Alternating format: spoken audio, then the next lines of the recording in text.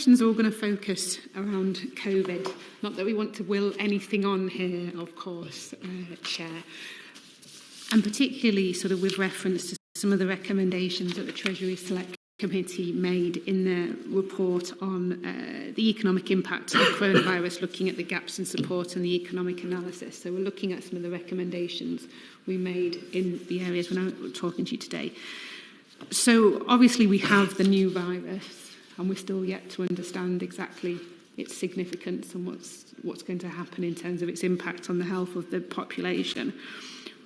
But I wondered if you could just explain if you have done any contingency planning that you might have taken place around what would happen if this virus or a virus in the future turns out to be vaccine resistant and starts spreading. Thank you. Well, I think the Treasury has shown over the last 2 years that it's ready to deal with whatever circumstances arise. That said, I think the government's been extremely clear that the best defence against the virus is the vaccination programme. Sorry, I just because I've only got 10 minutes, so I do just want to try and be as quick as possible. My question was specifically, has the Treasury done any contingency planning? Have you done any contingency planning on what would happen if we have a vaccine-resistant virus? Well, going back right to the start of the pandemic, that's always been we've been planning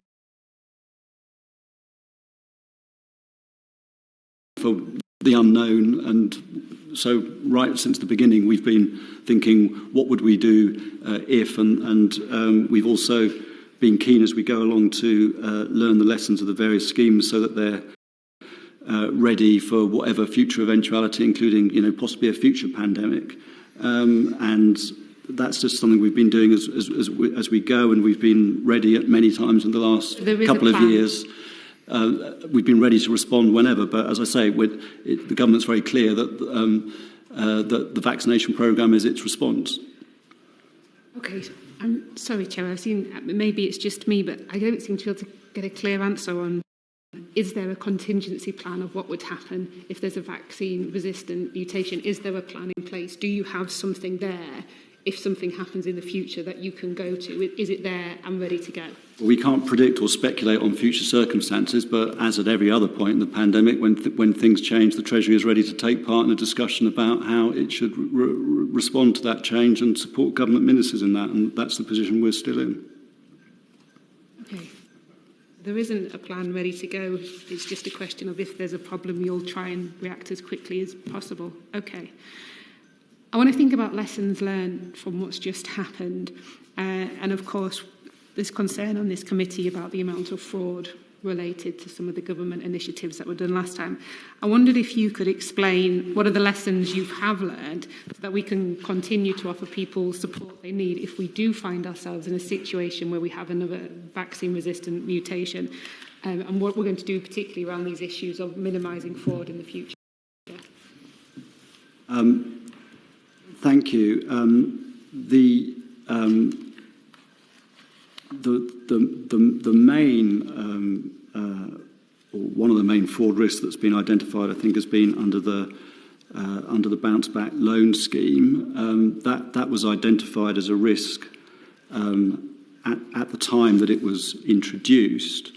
It was designed explicitly to make loans available extremely rapidly, within 24 hours, to businesses, small businesses that were asking for them, including in a number of cases businesses that had no established relationship with a lender, businesses that may never have borrowed before. That inevitably means that the full range of checks that a lender would undertake just simply. I just wondered about what the lessons learnt from that will be. I mean, obviously we understand the situation as was and the decisions behind those, behind the way you chose to act. What I want to know is what would be different next time. Okay, so that's work that's not complete yet. There's a report which the NAO are currently doing into the bounce back loan scheme. That's due to be published, I think, this month or next month. And the government, and that means the Department for Business, the British Business Bank, but also the Treasury too, will look very carefully at that. We've always said that we will do our lessons learned on all the schemes and a proper evaluation of them as we on each one as and when they come to a conclusion, and it's possible to learn those lessons. So we'll be doing the same for the bounce back loan scheme. My worry that I seem to be having at the moment is there's no plan ready to go. You'll just react to circumstances as they happen. The lessons learned report hasn't concluded. So as it stands at the moment, if this new variant proves to be resistant to vaccines, we don't have a plan ready to go and there aren't clear lessons learned from the pandemic. Am I right? I don't think that's certainly, if I've said that, I've given the wrong impression. So we've got a great deal of experience now over the last 2 years of a whole different set of schemes in different sectors. Those have been changed over time, including tightened up over time to reduce the risk of fraud and error and to improve targeting. Those are all ready and available. Some of them are still in operation. Most of them are now closed. And we'll make sure that the lessons are learned for any future requirement, including a future pandemic. Maybe I could come in on with a couple of specific examples. One of the things we've done all through the crisis is to learn lessons as we go. And so with the CBILS intervention, the Corona Business Interruption loan scheme, which was the very first one, it was actually announced in the budget, March the 11th. We launched it, we had to make some mid-course corrections, we learned as we went. And with the successor product, the Recovery Loan Scheme, which is now in operation, the design of that explicitly reflected all the lessons we had learned through the first one. So it's not that you sort of launch a project, launch an intervention and wait till it's finished and learn lessons later. We've been learning and doing course corrections as we go, and then we're ready with the next version of the product to bring it to market, having learnt those lessons. So all our teams have been documenting those lessons as they went on the major interventions, and because we did quite a lot of course corrections to get them absolutely right, by the time the programmes had finished, we felt we had addressed any of the early teething problems.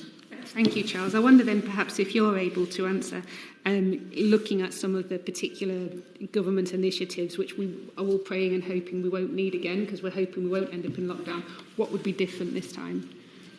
Well, I think it's a sort of classic hypothetical, which is very difficult to answer because we don't, as we hear about what our scientists know on this new variant, first of all, it's incredibly impressive how fast the science is learning, which is a source of encouragement. But equally, there's so much that we don't know about the nature of this variant, the impact it will have, how severe it will be. We really don't know that yet. So it's hard to say hypothetically whether we might need Programme A or Programme B, because it will depend so critically on what the impact of this new variant is, which could range from being hopefully relatively mild or maybe not. What role does the Treasury play in whether or not to increase social restrictions? So obviously, understandably, I would assume, I don't know the decisions generally made by the Department for Health, but what role does the Treasury play? Because one of our recommendations that the Treasury Select Committee looked at is the criticism of the Treasury's analysis was not for providing models of the alternative to lockdown. So I'm just wondering, what role does the Treasury, whoever's able to answer, what role does the Treasury play in looking as to whether or not we should have further social restrictions, if needed, of course? Those decisions are run, or the advice on those are run centrally from the Cabinet Office, and they're decisions which I think go to the Prime Minister and obviously involving his senior colleagues, and that certainly includes the Chancellor. So the Chancellor is there as part of the discussion, bringing into the discussion economic considerations. The Treasury's role in is to support him in that and give him advice on that. I think both he, the Chancellor, and I have written to the committee about what it's possible to do and what it's not really possible to do in terms of economic analysis. but certainly we do feed into it through the Chancellor, who takes part in those discussions and decisions. One of our recommendations, 86, was asking for the Treasury to be more transparent about that economic analysis that you take place. I understand that you're advising the Chancellor when he goes into these meetings. But what we're calling for as a committee is greater transparency over how are you making those decisions. So when you're advising the Chancellor, what are the kinds of things that you're advising on? What are the different aspects you're looking at? Are you, in terms of how this is going to impact the economy? I mean, how does it inform the decisions you make? Well, I set this out at some length in the letter I sent the committee in January. We look at all of the available data, regional, sectoral. We look at employment data, investment data, consumption data. We look at the forecasts that others have produced. The OBR in, I think, all three of their last publications have had some quite extensive analysis, and then the government in each of the publications going back, I think, certainly each of the ones it's done this year on roadmaps or the roadmap earlier in the year, the plan for the autumn and the winter, that's included a section on the economics. It doesn't include a precise quantification because it's simply impossible to do that, but it does include an assessment of the kinds of effects and the channels through which the effects would take place. Do you think that the Treasury's got the modelling capacity now to model what the economic impact would be of such restrictions? Do you think you have the ability to do that? Have you got the capacity to do that now? I think, as I tried to explain in my letter, it's not really a question of modelling capacity. It's more a question of the impossibility of predicting the responses. So, a critical question in any restriction is what will the response of consumers and investors, what the response would be, and that is extremely difficult to predict. Yeah, I mean, you can probably predict the direction, but the magnitude is much harder. So we'll never be, and not just we, nobody, and the OBR have said the same thing. They are the UK's official forecast, so they've got all the modelling capacity. They themselves have said that it's just simply not possible to model or forecast these things with any accuracy. Okay, finally, Chair, if I may, just want to bring you back to the pandemic and the. As you can imagine, I'm sure you had a huge wealth of correspondence from members of Parliament asking lots of questions about what was happening and what was going on. Do you believe your department dealt with it all in a timely manner? Last year, the correspondence we received increased by several multiples. I forget the figure now, and 4 times. That started in March last year, and so at exactly the same time that we were ramping up all of our policy work to respond, we were receiving a huge amount of correspondence, and we got very badly behind. I'm more than happy to acknowledge that and to apologise through this committee to all parliamentarians for the delays in responding to correspondence. We had a big effort last year to get on top of it and to reduce the backlog, which I think we've been able to do. We're still receiving, I think, double the number of letters this year than we would typically pre-pandemic, and so our response time has been slower than it was before, but it's something we are working very hard on. Okay, because there is, of course, an urgent need for all members of Parliament to get timely answers from the department, especially during a time of a pandemic. So are you, as the person who's leading on this department, able to put more resource in to ensure that you're able to deal with elected members of Parliament in a much more effective manner?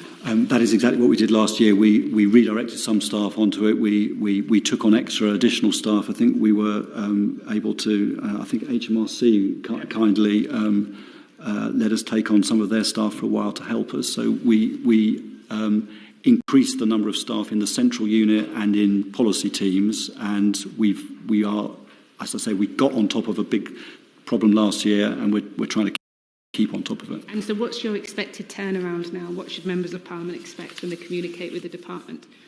I think the target's 15. We're responding to 68% at the moment within the Cabinet Office 20 working days target. So that's where we are, obviously. We are aiming to continue to improve that. Okay, and with your permission, Chair, I do hope you keep the committee informed of that target and how it's progressing. Thank you.